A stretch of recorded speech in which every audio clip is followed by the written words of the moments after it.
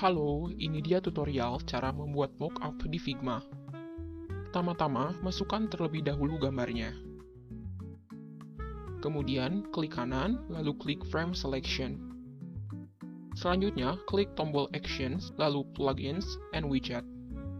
Ketik mockup dan akan muncul banyak plugin terkait hal ini. Pilih plugin yang diinginkan. Klik Run. Klik ikon hamburger ini, lalu Free Mockup. Selain versi gratis, bisa dicek juga versi premium untuk varian lainnya. Klik ikon tambah ini, lalu klik gambar awal. Kita bisa menyesuaikan ukurannya di sini, kemudian klik crop. Setelah itu, klik paste, maka hasil mockup sudah tersedia di lembar kerja Figma kita.